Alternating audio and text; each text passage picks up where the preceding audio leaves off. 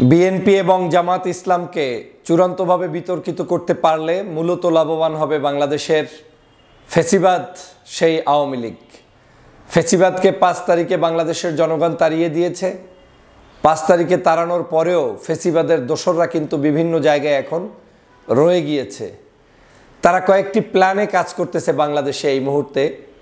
তারা যেটাকে মনে করছে যে এই মুহূর্তে করা দরকার সেটাকেই তারা এখন করছে। যেমন তারা জানে যে শেখ হাসিনা যেহেতু 5 তারিখে আওয়ামী লীগের সবাইকে ফেলে রেখে পালিয়ে গিয়েছে, আপাতত খুব শর্ট সময়ের মধ্যে তারা বাংলাদেশে কামব্যাক করতে পারবে না। সে কারণে তারা ভিন্ন কিছু পরিকল্পনা নিয়ে মাঠে নেমেছে। তার মধ্যে অন্যতম একটি পরিকল্পনা হচ্ছে বাংলাদেশের এই মুহূর্তে যারা জনপ্রিয় দল রয়েছে বা আগামীর রাষ্ট্র ক্ষমতায় আসতে পারে সম্ভাবনা রয়েছে, ওই সকল রাজনৈতিক দলের মধ্যে অনৈক্য সৃষ্টি করো এবং ওই সকল রাজনৈতিক দলগুলোকে জাতির সামনে বিতর্কিত করে দাও। যাকে যেটা দিয়ে সম্ভব তাকে সেটা দিয়ে করে দাও। এমনকি কিছু কিছু ব্যক্তিবিশেষও ওই দলের মধ্যে সেট করে দেওয়া হয়েছে, যাতে তারা এমনভাবে এমন কিছু কথা বা বক্তব্য দিবে যে বক্তব্যগুলোতে আপনি ব্যথিত হবেন, আশাহত হবেন এবং মাস্টার প্ল্যান যারা করছে তারা এখান থেকে তাদের স্বার্থ উদ্ধার করবে।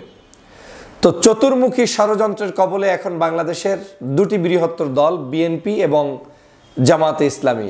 আমার অ্যানালাইসিস বলে বাংলাদেশের রাজনীতিকে সুপ্রতিষ্ঠিত করতে চাইলে, বাংলাদেশের রাজনীতিতে আগামী দিনের সুন্দর ভবিষ্যৎ করতে চাইলে এই দুটি রাজনৈতিক দল সহ ফ্যাসিবাদ বিরোধী আন্দোলনে যারাই সম্পৃক্ত ছিলেন প্রত্যেকটি রাজনৈতিক দলগুলোকে টিকিয়ে রাখা এখন দেশপ্রেমিক নাগরিকদের দায়িত্ব।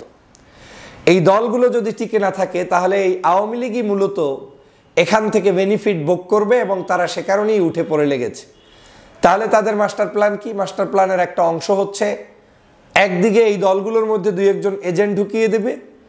দ্বিতীয় কাজ হচ্ছে বাহির থেকে তারা এমন কিছু প্রপাগান্ডা ছালাবে যেই প্রপাগান্ডার মধ্যে এই দলগুলোর সম্পর্কে কুৎসিত ধারণা তৈরি করবে জনগণের কাছে এবং জনগণের কাছে সেটা প্রমাণ করতে গিয়ে আওয়ামী লীগকে ভালো করে দিবে চারিত্রিক দিক থেকে, সামাজিক দিক থেকে, অর্থনৈতিক দিক থেকে, বিভিন্ন জায়গায়, রাজনৈতিক জায়গা থেকে, নিরাপত্তার দিক থেকে বিভিন্ন বিশ্লেষণ করে মূলত আওয়ামী লীগকেই তারা পুনর্বাসন করার জন্য মাঠে নেমেছে। সহজ বাক্যটা হচ্ছে এরকম: আপনার ভাই একটু অন্যায় করছে, আপনার কাছে অপছন্দনীয়, আপনি এটা নিয়ে মাইকিং করে দিলেন, পাশের বাসার লোকটা আপনার বাসায় এসে বসে গেল এবং আপনার ভাইকে আপনি হারিয়ে ফেললেন। বাংলাদেশের আমরা দোষে গুণে মানুষ। কোনো রাজনৈতিক দল, কোনো রাজনৈতিক নেতা বলতে পারবে না যে পূর্ণাঙ্গ সে ভালো মানুষ, পূর্ণাঙ্গ সে নেতা, পূর্ণাঙ্গ তারই আদর্শে পৃথিবী চলবে না, এমনটা না। আমরা সবারই সংস্কার দরকার। বিএনপি একটি বৃহত্তর দল, অনেক বড় সংগঠনের অনেক বড় সমস্যা যেমন থাকে, অনেক বড় সম্ভাবনাও থাকে। বাংলাদেশের জনগণ এই দলটাকে নিয়ে অনেক স্বপ্ন দেখে, আবার এই দলের সমস্যা হলে সেটারও সমালোচনা করতে পছন্দ করে। জামাত ইসলামী বাংলাদেশের আপকামিং সর্বোচ্চ সর্ববৃহৎ একটি দলের বড় দল, যারা ইতিমধ্যেই বাংলাদেশের সেকেন্ড লার্জেস্ট পার্টিতে রূপান্তরিত হয়েছে। ভোটের ময়দানে দেখা যাবে যে কার কি অবস্থান হয়। সেই জায়গায় জামাত ইসলামের মতো দলকেও বিতর্কিত করার জন্য মাঠে নেমেছে একটি গোষ্ঠী। মূলত এরা চায়টা কি? তাহলে আপনাকে বিতর্ক করে দিল, আমাকে বিতর্কিত করে দিল, আরেকজনকে বিতর্কিত করে লাভটা কোন জায়গায়? আমার কি উপকারটা হচ্ছে রাষ্ট্রের? আমরা 16 বছর পর্যন্ত ফ্যাসিবাদ বিরোধী লড়াই করেছি আওয়ামী লীগকে পুনর্বাসনের জন্য না, আওয়ামী লীগকে আমরা দেশ থেকে তাড়িয়ে দেওয়ার জন্য। এই দেশের রাজনীতিতে অবদান রেখেছেন দেশনেত্রী বেগম খালেদা জিয়া। বিএনপির হয়ে, দেশের হয়ে, মানুষের হয়ে এখনো ঐক্যের প্রতীক হিসেবে তিনি কিন্তু বাংলাদেশের মানুষের কাছে সম্মানের আছেন। এই বাংলাদেশে নতুন করে যত ধরনের সমস্যা তৈরি হবে, এই সমস্যাগুলোকে মেকআপ করতে হলে দেশনেত্রী বেগম খালেদা জিয়াকে মানুষের পাশে দরকার ঐক্যের প্রতীক হিসাবে। বাংলাদেশের রাজনীতিতে জামাত ইসলাম অবিচ্ছেদ্য অংশ। তারা তাদের জায়গা থেকে সর্বোচ্চ ত্যাগ করেছে। 2013 সালে তাদের নেতাগুলোকে ফাঁসির কাস্টে ঝুলিয়ে দেওয়া হয়েছে এবং সেই ফাঁসির কাস্টে অন্যায় করে ঝুলিয়ে দেওয়ার পরে আজ অবধি পর্যন্ত এই দলটি বাংলাদেশের জন্য লড়াই করছে। এখন কেউ কেউ অনৈক্য সৃষ্টির জন্য এই দলটাকে এখন রাজাকার ট্যাগ লাগানোর, যুদ্ধ অপরাধী ট্যাগ লাগানোর, মুক্তিযুদ্ধ বিরোধী ট্যাগ লাগানোর, আমিরে জামাতকে নিয়ে কুৎসিত মন্তব্য করার মধ্য দিয়ে আদতে কি বাংলাদেশের কোনো কল্যাণ হবে নাকি হবে না? মূল চেতনাটা আপনার সঠিক রাখতে হবে যে আমার আসলে গেমটা কি, আমার আসলে গোলটা কি, আমি আসলে কি চাই। আমি কি বাংলাদেশে প্রতিদিন অস্থিরতা চাই? আমি কি প্রতিদিন বাংলাদেশের মারামারি কাটাকাটি চাই? আমি কি প্রতিদিনই একটার পিছনে একজনের পিছনে আরেকজনকে গুতাগুতিতে লাগাইতে চাই? আমি কি গৃহযুদ্ধ চাই? একটা শান্ত শিষ্ট বাংলাদেশকে যদি সুন্দর পথে এগিয়ে নিয়ে যেতে হয় তাহলে আমাদের প্রত্যেকের দায়িত্বশীল আচরণ পালন করতে হবে। আমি দেখছি হ্যাঁ কিছু অন্যায় যেটা হচ্ছে হবে, সমালোচনা হতেই পারে। বিএনপির অনেক জায়গায় যে সকল অসংলগ্ন কার্যক্রম হয়েছে সমালোচনা হয়েছে, তারা বহিষ্কার করেছে, ফাইন। কিন্তু সমালোচনার মাত্রা থাকতে হবে। মাত্রাটা এমন জায়গায় না যায় যে সমালোচনা করতে করতে আমি এমনভাবে তাকে ডুবাবো যে আওয়ামী লীগকে ডুবিয়েছি দেখিসনি, এখন তোদেরকেও ডুবাবো। তার মানে আমার কাজই হচ্ছে একজনকে ডুবানো, একজনকে ডুবানো। এটা আসলে সৌন্দর্যতা না। আওয়ামী লীগের সাথে বাংলাদেশের আর কোনো রাজনৈতিক দলের শিষ্টাচারের কোনো মিল আপনি পাবেন না। আওয়ামী লীগ এক জিনিস, বিএনপি জামাত চরমনায় অন্য দল আর এক জিনিস। এখন এই দলগুলোর মধ্যেও ভালো মন্দ থাকতে পারে, অবশ্যই সেটা থাকবে। সেজন্যই তো আমরা নির্বাচনের প্রতিযোগিতায় অংশগ্রহণ করে দেখতে চাই যে বাংলার মানুষ কার দিকে কিভাবে কাকে কতটুকু পছন্দ করে, দ্যাটস ইট। কিন্তু আপনি যদি পরিকল্পিত উপায়ে সকাল সন্ধ্যা বিএনপির বিরুদ্ধে প্রপাগান্ডায় নামেন, জামাতের বিরুদ্ধে প্রপাগান্ডায় নামেন, আমি মনে করি এটা কোনো সুস্থ ধারার রাজনীতি হবে না, বরং এটা একটা অসুস্থ রাজনীতির পরিচয় বহন করবে। বাংলাদেশে সহজেই জনপ্রিয় পাওয়ার কিছু টিপস আছে, বাট সেই টিপসগুলো ব্যবহার করে জাতিকে ক্ষতিগ্রস্ত করা যায় না। এটা কোনো বিবেকবান মানুষ করতে পারে না। আজকের এই ক্রাইসিসে এখন প্রমাণ হয়েছে যে বাংলাদেশের মানুষ ওই পুরাণই আস্থা রাখছে। পুরাণ বলতে আমি বুঝাচ্ছি ওই বিএনপি জামাত অন্য অন্য যে সকল পুরাতন দল আছে তাদেরকেই বুঝাচ্ছি। অনেক লম্ফজম্ফ হয়েছে, কিন্তু বাস্তবতা ভিন্ন। সম্ভব না।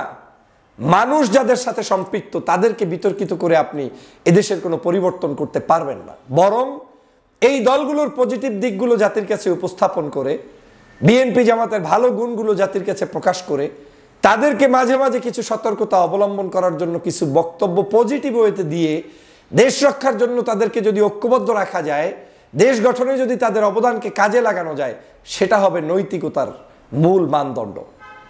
কিন্তু আমরা যদি কোনো ব্যক্তি বিশেষকে আমরা মনে করি সে চরমভাবে দেশের ক্ষতি করছে, জাতির ক্ষতি করছে, আপনি সেটাকে অবশ্যই সামনে এনে সেটার উইথ প্রপার এভিডেন্স আপনি জাতিকে জানাতে পারেন।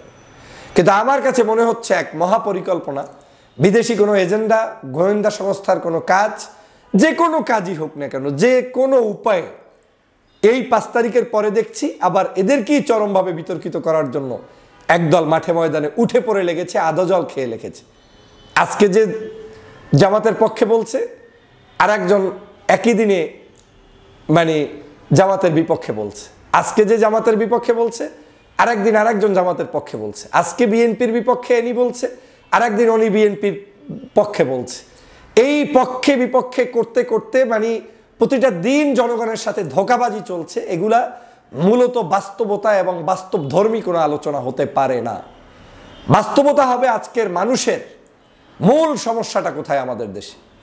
আমরা যখন কাউকে নিয়ে অসৎভাবে অশ্লীলভাবে কথা বলছি, তখন সেই ব্যক্তি আর আমার ব্যক্তির মধ্যে পার্থক্যটা খুঁজে দেখা উচিত। যেমন আমি কেন ব্যথিত হচ্ছি, ডাক্তার শফিকুর রহমান সাহেব একজন সজ্জন ব্যক্তি, হিন্দুদের বাড়িতে যায়, মুসলমানদের দরবারে যাচ্ছে, বিভিন্ন মানুষের কাছে যাচ্ছে, সাহায্য চাচ্ছে, ঐক্যের জন্য চেষ্টা করে যাচ্ছে, চরমনায় যাচ্ছে। আপনি ভালো দিকগুলো প্রচার করতে পারতেন, না করে না জানা মিথ্যা বানোয়াট। আমি বলবো একদম, এটা কিভাবে বলবো, এটা চরমভাবে মিথ্যাচার যদি কারো বিরুদ্ধে হয়। আপনি কেন তাকে বলেন যে লিঙ্ক টিঙ্ক আছে নাকি? কি ভাষা এগুলো! একটা জামাত গত 16 বছর যে জুলুমের শিকার ছিল, সেই সংগঠনকে আপনি বলছেন যে যুদ্ধাপরাধী এবং মানবতা বিরোধী এবং স্বাধীনতা বিরোধী, এবং তাদের সাথে আবার আবরার ফাহাদের হত্যা সব মিলিয়ে আপনি বলার চেষ্টা করছেন যে এই দেশের কেউ জামাতের কারণে ইসলাম পালন করতে পারে না। হইল এটা কোনো কথা? তাহলে এতদিন আপনি যে জামাতের ফলোয়ার নিয়ে ফ্যান ফলোয়ার্সদেরকে মিথ্যাচার করে তাদেরকে বিভ্রান্ত করলেন, তাহলে আপনার কোন বিশ্বাসের উপরে কথা বলেছেন? আমার যদি ফাঁসিও হয়, মৃত্যুর আগের দিন পর্যন্ত আমি বলবো যে এই জামাতের মানুষের উপরে যা করা হয়েছে এটা জুলুম। 1971-এ তাদের কোনো ধরনের অপরাধ ছিল না, মিথ্যাচার করে এদেরকে ফাঁসি দেওয়া হয়েছে, আমি মৃত্যুর আগ পর্যন্ত বলবো। আপনি এমনি এমনি বলে দিলেন। একটা দলকে বলে দিলেন 90% খারাপ, 10% ভালো, এটা কোনো কথা? 40% খারাপ হইতে পারে, 30%, 20% হইতে পারে। বিএনপির 90% খারাপ, তাহলে আপনি কাকে আনতে চান? বিএনপির 90%ই যদি খারাপ হয়, তাহলে তার মানে কি আওয়ামী লীগই আসতে হবে? এই তো আপনাদের ধ্যান ধারণা, কথাবার্তা। তার মানে আপনাদেরকে কেউ না কেউ চালায়, পিছন থেকে গুটি নাড়াচ্ছে। এই শব্দ চয়নগুলোর মধ্য থেকেই প্রমাণিত হয় যে আসলে কাকে আপনি চান। একদিন সরকারের বিরুদ্ধে, একদিন ইউনূস সাহেবকে বুইরা খাটাস, একদিন অমুককে তমুক হিসাবে গালি দেওয়া, একদিন সেনাবাহিনী, একদিন আপনার রাষ্ট্র ভবন, একদিন বাংলাদেশ। মানে প্রতিটা দিন যদি আমাদেরকে এরকম সময় নষ্ট করতে হয়, দেশটা নেবেন কোথায়? এই দেশ গঠন করতে হলে রাজনীতিবিদদেরকে লাগবে। মনে রাখবেন, যারা ষড়যন্ত্র করে সবার আগে প্রথম কাজ কি জানেন? রাজনীতিবিদদের চরিত্র হনন করা। এটা বাংলাদেশের কালচারে রূপান্তরিত হয়েছে। মামুনুল সাহেবকে যখন আটকাতে পারে নাই, কি দিয়ে আটকিয়েছে? ওই চরিত্রে আঘাত করে তারপরে তাকে অন্যায়ভাবে জেলের মধ্যে নিয়েছে। অথচ এই দেশের পরিমণিরা জামিন পায়, মেঘনারা আপনার লাইভ করে, এটা করে সেটা করে, অ্যাম্বাসেডরের সাথে সম্পর্ক করে, কিচ্ছু আসে যায় না। আর মামুনুল সাহেবের বৈধ স্ত্রীকে পর্যন্ত ব্ল্যাকমেইলিং করে তারপরে জাতির কাছে কিভাবে উপস্থাপন করেছে। সাইদি সাহেবকে গ্রেপ্তার করেছে অন্যায়ভাবে, বলেছে তিনি নাকি ধর্ম অবমাননা করেছেন। এই তো হচ্ছে বাংলাদেশ। এই বাংলাদেশে এইভাবে করে করে রাজনীতিবিদদেরকে কালারিং করা হচ্ছে, এবং এই কালারিং করার মধ্য দিয়ে একটা বৃহত্তর অশুভ শক্তি পিছনে কাজ করছে, যারা এই বাংলাদেশের আবার আগামী দিনে ক্যাচাল লাগিয়ে ওই আওয়ামী লীগেরই পুনর্বাসন করতে চায়। এখন যে লোকগুলো এগুলো করছে, সে নিজেও হয়তো এতটুকু দূরদর্শী চিন্তা করছে না। সে হয়তো গা ভাসিয়ে যা ইচ্ছা তাই বলছে। যা ইচ্ছা তাই বলার জন্য তো আপনার কেউ ফ্যান ফলোয়ার হয় নাই।